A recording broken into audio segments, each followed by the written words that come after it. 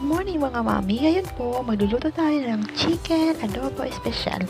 So, meron po tayo ditong 1 kilo na chicken. Meron po tayong potato and carrots, garlic and onion, black pepper and bay leaf at oyster sauce. Gagawin natin, ipa-fry lang po natin ang potato at ang carrots with oil.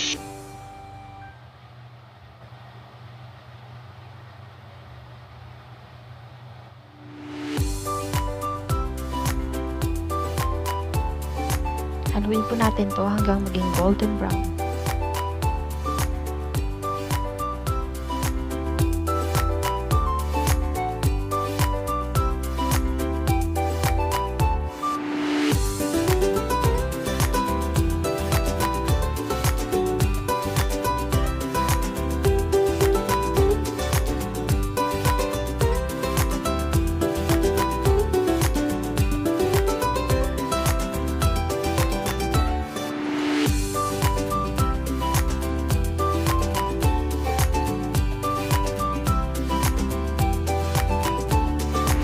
Golden brown na po siya at alam natin na okay na po yung lambot ng potato at ng carrots, pwede na po natin ilagay sa isang plate para iset aside.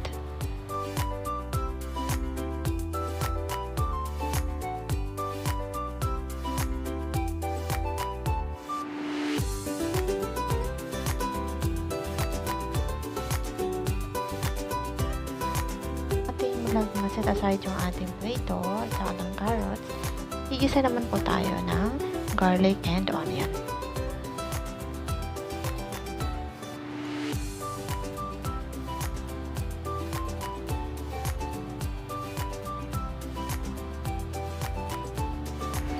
Next, ilalagay na po natin ang ating chicken.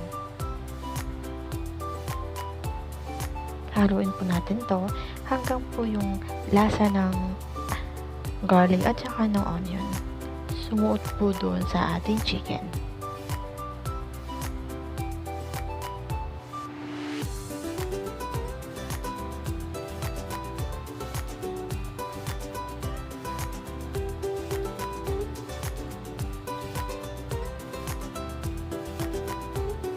Hayaan lang po natin muna habang po niluluto natin yung chicken.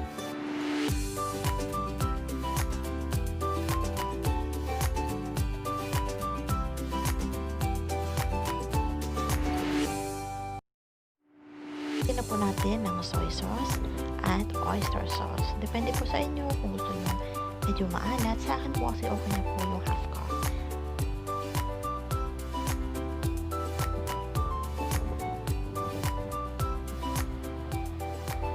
Lalagyan na rin natin ng bay leaf o dahon laurel and paminta duro. Tapos i-add na rin natin ang ating carrots at ating potato. Then we have here sugar. I-add na rin natin. So, depende po sa inyo kung gusto nyo pong matamis o kung gusto nyo pong katamtaman lamang. Hahaluin po natin ito para po yung ating sugar ma-melt dun sa ating chicken. Hayaan lang po natin yan hanggang sa maluto ang ating chicken.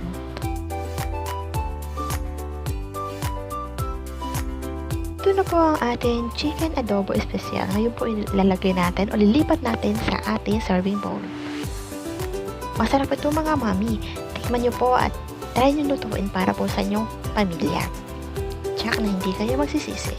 So ngayon po, kung mayroon po kayong gusto ipaluto, just comment and gagawin po natin.